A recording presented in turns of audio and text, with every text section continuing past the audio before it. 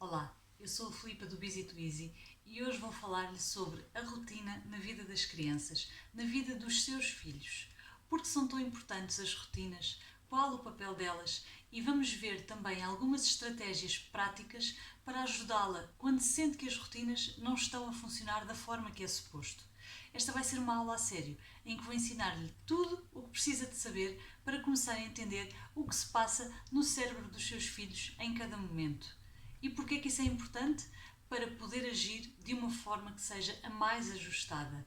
Por isso, fique aí desse lado, mesmo até ao fim, porque vai descobrir muitas coisas novas e muitas ideias práticas para pôr já a funcionar aí no seu dia, aí em casa. Mas vamos começar pelo princípio. Vamos ver o que é uma rotina. E talvez, se for agora a um dicionário procurar o significado do que é uma rotina, aquilo que vai encontrar seja é uma sequência de comportamentos ou etapas que são realizados mais ou menos sempre na mesma ordem, ou então um conjunto de comportamentos ou ações que são realizadas habitualmente, seja este habitualmente, diariamente, ou semanalmente, ou mensalmente, ou até mais espaçadamente, mas que são realizadas com algum ritmo no seu dia a dia. Então, se nós olhamos para estas rotinas, para isto que é uma coisa que acontece com regularidade, se nós olharmos para elas do ponto de vista de uma criança, na perspectiva de uma criança, até parece ser uma coisa que é monótona, que é sem graça, que não tem grande interesse ou não desperta grande atenção por parte das crianças. Mas quando nós olhamos para o cérebro das crianças e vimos como é que as crianças aprendem e percebemos o que está a acontecer no cérebro das crianças durante os primeiros meses e anos de vida, então entendemos como as rotinas são fundamentais, como as crianças precisam delas para se desenvolverem de forma integral e harmoniosa.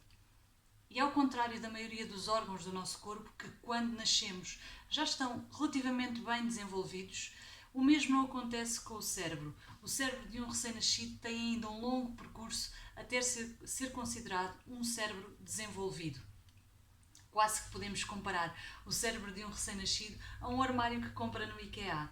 Os armários do IKEA vêm numa caixa com todas as peças que precisamos lá dentro, até as pecinhas para montarmos o próprio armário. Mas temos que juntar essas peças, temos que as ligar e unir da forma certa para passarmos a ter de um monte de peças soltas, passarmos a ter um armário que funciona de uma forma normal e que esteja pronto e funcional. E com o cérebro dos recém-nascidos acontece mais ou menos a mesma coisa. As peças estão lá todas e vêm praticamente todas prontas a usar e o potencial para se desenvolver também lá está. Aliás, o número de células nervosas, os neurónios, no cérebro de um recém-nascido é quase igual ao de um cérebro de um indivíduo adulto. 86 mil milhões de neurónios. É muito neurónio junto. E é através dos neurónios que o cérebro comanda todo o resto do corpo. São eles que transmitem as mensagens do cérebro para o corpo e o percurso inverso do corpo para o cérebro. Mas para este controlo acontecer de forma natural e eficaz, é preciso que os neurónios construam ligações entre si. É preciso que estas peças se liguem umas às outras de forma a criarem um caminho por onde essa informação vai passar. Estas zonas de ligação entre os neurónios chamam-se sinapses e são o local que os neurónios utilizam para falar uns com os outros, para transmitir a informação de um neurónio para o neurónio seguinte e assim sucessivamente, desde o cérebro até ao local onde a ação tem que ocorrer. Mas enquanto um cérebro de um adulto apresenta milhares e milhares de sinapses e de ligações organizadas em circuitos bastante complexos, porque na verdade são resultado de todas as aprendizagens que nós adultos fazemos ao longo da nossa vida e que vão ficando registadas no cérebro, o cérebro do seu bebê isso não acontece. No cérebro de um bebê recém-nascido existem sim sinapses, mas estão completamente desorganizadas. E os circuitos que existem são circuitos extremamente simples. Aliás, os circuitos que existem no cérebro de um recém-nascido estão praticamente reduzidos àqueles que são os responsáveis pelas funções automáticas e vitais do nosso corpo. Aqueles circuitos que são os responsáveis por manter os órgãos do nosso corpo a funcionar. Manter o coração a bater, manter a nossa respiração, manter o estômago e os rins e o fígado e tudo isso a funcionar. Também a sensação de fome e de sono são controladas automaticamente pelo nosso cérebro. E por isso são esses circuitos que já vêm pré-estabelecidos, pré-ligados no cérebro de um recém-nascido. Tudo o resto, tudo o que nós fazemos hoje em dia automaticamente, a forma como nos movimentamos, até o nosso raciocínio, a forma como pensamos e organizamos o nosso dia-a-dia, tudo isso é aprendido ao longo dos primeiros anos e ao longo da infância e dos primeiros anos de vida. Por isso, é preciso criar estas ligações, é preciso criar sinapses, mas a criação destas sinapses não é feita de forma aleatória, nem tampouco do mesmo modo como nós montamos um armário do IKEA, em que agarramos nas peças fisicamente e juntamos-las e encaixamos-las. Às vezes até um bocadinho à força, quando as coisas não correm assim tão bem. Com o cérebro das nossas crianças, as coisas não funcionam assim. A criação das sinapses é feita através dos estímulos que os seus filhos recebem. Os estímulos que chegam através dos 5 sentidos e que fazem com que os neurónios sejam ativados e novas ligações sejam criadas entre eles. E ao trabalharem assim em conjunto, desta forma, os neurónios formam circuitos específicos que, quando são ativados, permitem atingir um determinado objetivo. Como, por exemplo, o movimento da mão que o seu filho faz quando quer segurar um determinado brinquedo ou segurar alguma coisa que vê pelo caminho. Até pode ser segurar na sua mão, quando põe a sua mão à frente de um bebê e eles vão tentar agarrar os nossos dedos. E se calhar algumas vezes fazem um bocadinho ao lado e nas outras vezes acertam e agarram no dedo, num dos dedos, ao calhas. Ou até outro tipo de movimentos, como os movimentos que quando os seus filhos, por volta do ano de idade, tentam fazer para começar a dar os primeiros passos. Ou até mais tarde, os movimentos que os seus filhos fazem para tentar lavar os dentes de forma autónoma. E por aí fora, com todas as aprendizagens que fazem ao longo da sua vida e dos seus primeiros anos. De uma forma muito, muito simples, podemos dizer que cada sinapse, cada ligação no cérebro do seu bebê representa uma aprendizagem que ele fez. É um registro que fica armazenado no seu cérebro.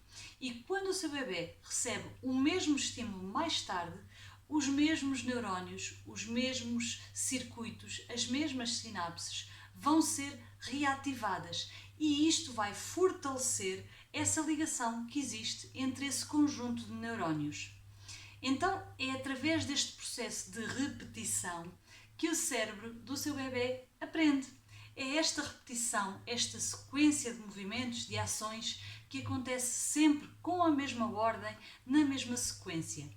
E por volta dos 2 anos de idade, o cérebro do seu filho tem 2 vezes mais sinapses do que quando for adulto. É verdade, é uma imensidão de ligações que acontecem, exatamente porque estão expostos a uma série de estímulos que fazem com que estas ligações se criem uma velocidade estonteante. Mas não se preocupe, porque isto não aumenta exponencialmente para o resto da vida.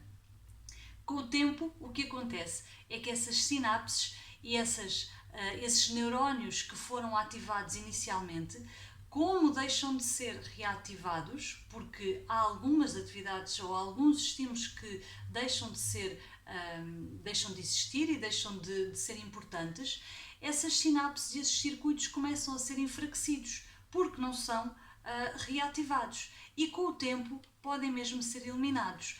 Este processo de eliminação chama-se poda neural. Tal e qual como a poda das árvores e das plantas é feita, também no cérebro existe este processo de poda neural que ao longo do tempo vai eliminando aqueles circuitos, aquelas redes que foram sendo criadas inicialmente, mas que depois não foram repetidas e por isso o cérebro entende que acabam por não ser necessárias. E no sentido de otimizar a energia que está a ser gasta pelo cérebro, acaba por ir eliminando essas ligações que não são necessárias. Então temos estes 2 processos, a aprendizagem pela repetição e a poda neural, que explicam o porquê das rotinas serem tão tão importantes para o seu bebê, porque as rotinas facilitam a aprendizagem pela repetição e ajudam o cérebro do seu bebê a identificar o que é realmente importante, que será mantido e não será eliminado pela poda neural.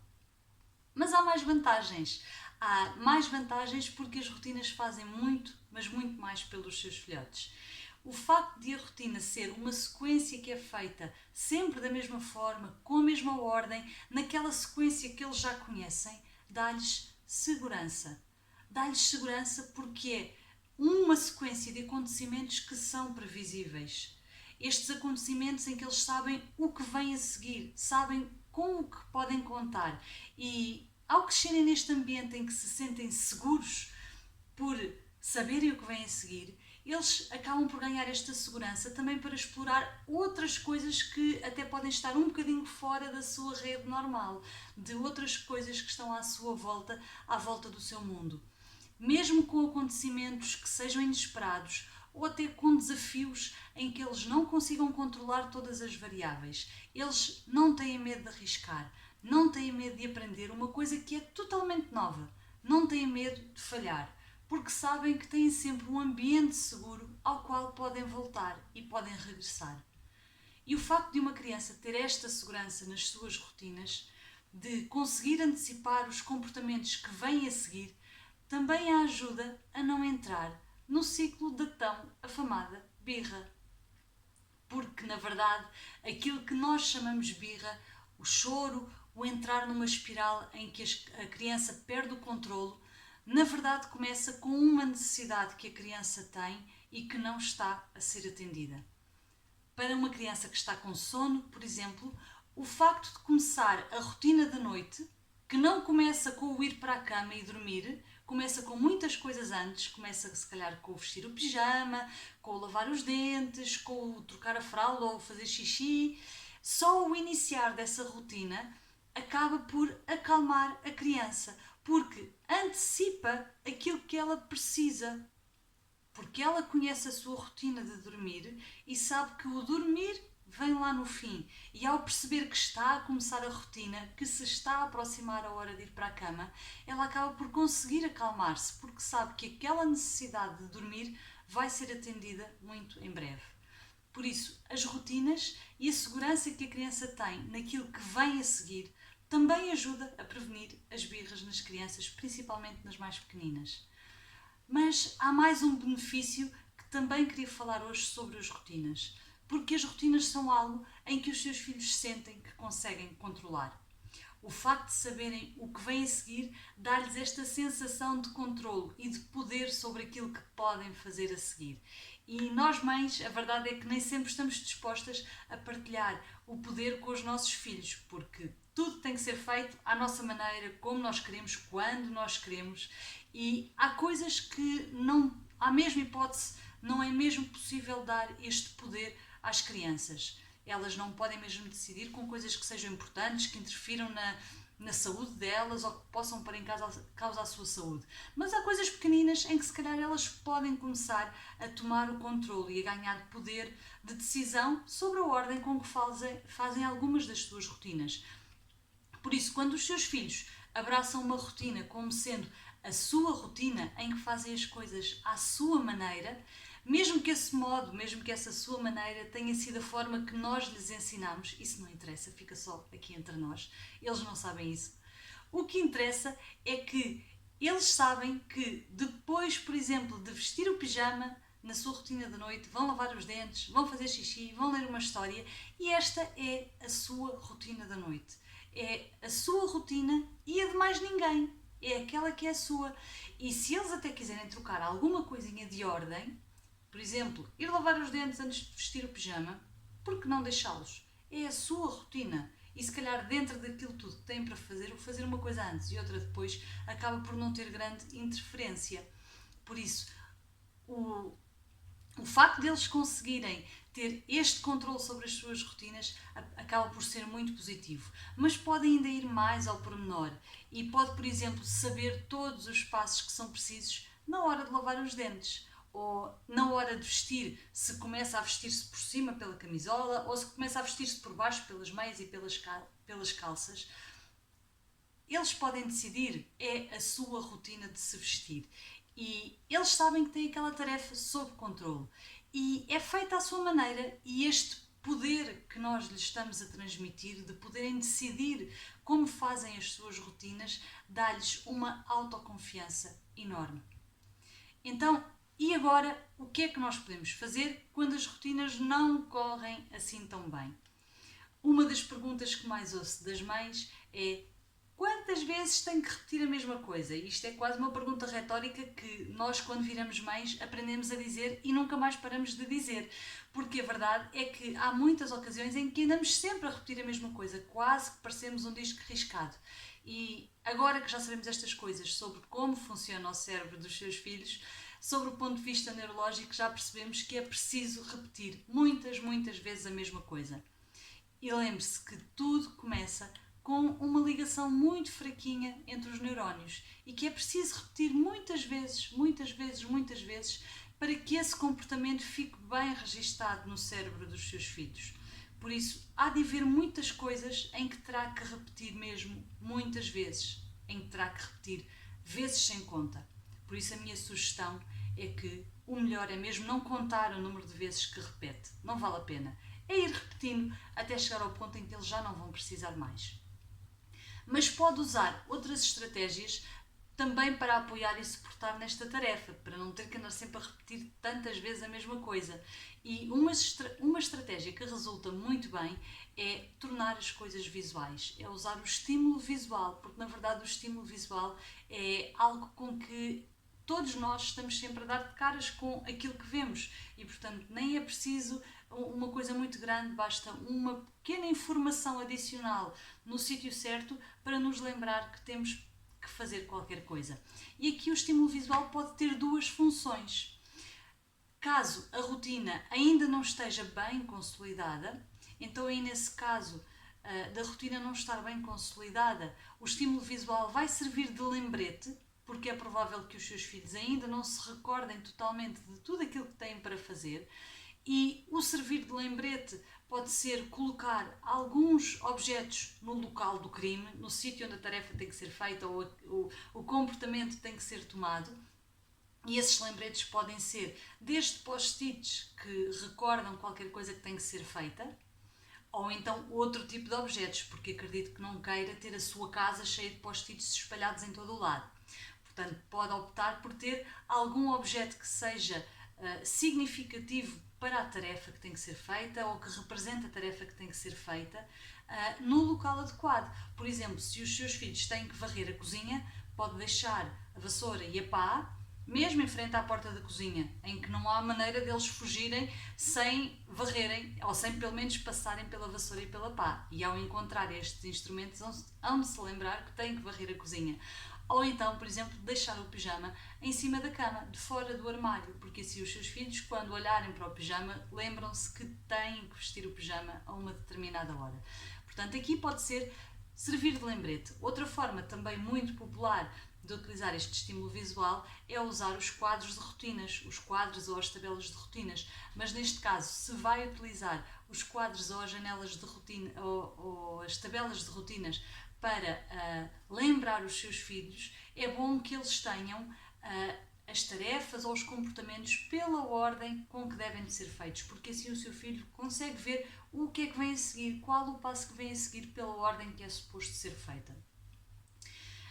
O segundo caso em que podemos utilizar os estímulos visuais é o caso em que as rotinas já estão mais bem consolidadas e aí nesse caso já não é preciso saber o que vem a seguir, porque à partida os seus filhos já sabem, grosso modo, em que é que consiste a rotina, mas pode haver algum pormenorzinho no meio que falhe. E então aí o melhor instrumento a utilizar pode ser um quadro de rotinas, ou pode ser uma tabela, ou pode ser simplesmente uma lista onde estão todos os passos da rotina que tem que ser feita, e aí essa lista vai servir apenas para verificar se faltou alguma coisa. Ou seja, já não vai ser para recordar, porque a partir dos seus filhos já sabem o que têm a fazer, mas vão verificar se houve alguma coisa que falhou. E portanto aí podem ir seguindo a listinha e ver se faltou alguma coisa, e se faltou, podem ir fazer. Com as crianças pequenas, também é bom começar com uma tarefa em particular e não querer ter a rotina inteira pronta de uma vez. É claro que eles acabam por ir fazendo a rotina toda connosco, em que nós acompanhamos e vamos ajudando. Mas se quer que os seus filhos comecem a ganhar autonomia numa determinada rotina, então pode optar por focar-se durante alguns dias apenas nesse passinho da rotina. Penso, por exemplo, no lavar os dentes. Na altura de lavar os dentes, que é uma altura que traz sempre alguma confusão, porque tem a pasta, tem a escova, tem a água, e com a água, às vezes, com crianças pequenas, é um desatino. Então, por isso, pode-se focar em treinar cada um dos passinhos da rotina de lavar os dentes. Dentro da rotina da manhã ou dentro da rotina da noite, vai-se focar naquele bocadinho de lavar os dentes. E então veja com os seus filhos todos os passinhos, desde o agarrar na escova, como é que devem de fazer, como abrir a pasta dos dentes, como colocar, que quantidade de pasta colocar, que eles às vezes põem uma imensidão de pasta e enchem a escova quase até ao fim. E isso às vezes também pode ser uma das razões para a rotina, por exemplo, de lavar os dentes, não estar a resultar. Quando nós vemos cada um dos passinhos com os nossos filhos de uma determinada tarefa, conseguimos identificar mais facilmente quais as dificuldades e quais as limitações e quais as zonas de stress que estão a fazer com que aquela tarefa não esteja a ser feita corretamente. Às vezes pode ser a quantidade exagerada de pasta dos dentes, que faz com que aquela sensação de hálito fresco seja demasiado intensa para as crianças. Por isso é que os dentífricos das crianças têm normalmente um sabor mais açucarado, ou sabor a morango, e não tanto aquele hálito a mentol tão fresco. Por isso pode ser a quantidade de dentífrico, ai que isto está difícil, pode ser a quantidade de pasta dos dentes que estão a colocar em demasia, ou pode ser também a própria pasta dos dentes que tem um sabor demasiado intenso, demasiado fresco. Esta última que comprou da última vez, se calhar, pode não ser a mais adequada, e ao fazer as coisas mais devagarinho com os seus filhos, vai conseguir perceber-se de quais é que são então esses problemas que podem estar a afetar essa rotina. E uma última dica em relação às rotinas, e esta última dica é extremamente importante e não é apenas para esta questão das rotinas, é para qualquer altura do dia ou da noite em que as coisas estejam a correr mesmo muito, muito mal. Naqueles dias em que a rotina corre o pior que podia ter corrido, em que tudo acontece ao contrário do que era suposto acontecer, em que se calhar nem sequer houve rotina nenhuma, houve tudo menos uma rotina. E então esta última dica que lhe quero deixar é uma dica que depende muito de nós, e é manter a calma. Eu sei que às vezes é muito, muito complicado nós, mães, conseguirmos manter a calma quando parece que a casa está a cair ou parece que é o fim do mundo e está tudo de pernas para o ar. Mas quando tudo está um caos à nossa volta, também está um caos à volta dos nossos filhos, na maior parte das vezes. E por isso, se nessas alturas eles olham para nós, que somos, no fundo, o porto seguro deles, aquele sítio onde eles sabem que podem vir acalmar, onde eles sabem que podem vir buscar segurança, e olham para nós e nós estamos completamente desesperadas, então esse comportamento também vai ficar registado no cérebro dos seus filhos. E aqui entra um conjunto muito específico de neurónios, o sistema de neurónios espelho, que está extremamente ativado na infância das nossas crianças, e porque tem exatamente esta função de ajudar as crianças a aprenderem os comportamentos a terem em sociedade, este conjunto de neurónios espelho vai fazer com que as crianças e os nossos filhos reproduzam os comportamentos e as emoções que observam nas pessoas que estão à sua volta. E neste caso, as pessoas que estão à volta dos seus filhos são a mãe e o pai ou outros familiares que estejam aí à volta. Por isso, se eles constantemente virem que quando as coisas correm um bocadinho pior, a mãe entra em desespero e é uma gritaria pegada e não sabe por onde se orientar, então eles vão começar a reproduzir esses comportamentos no seu dia-a-dia. E quando alguma coisa corre mal, eles vão começar a ter esses comportamentos de gritar e de ficar completamente desorientados. Por isso, eu sei que custa, porque a mim também me custa muitas vezes. Nesses momentos em que as coisas estão a ficar descontroladas, para um bocadinho e tente acalmar-se a si, para que também este comportamento de calma sirva de espelho para os seus filhos e eles possam modelá-lo no seu dia a dia, mesmo quando as coisas estão a correr muito, muito mal. E estas são então as dicas que tenho para lhe deixar hoje sobre as rotinas. Espero que as aproveite e que as use no seu dia a dia para tornar o seu dia a dia aí em casa com os seus filhotes mais tranquilo e mais calmo.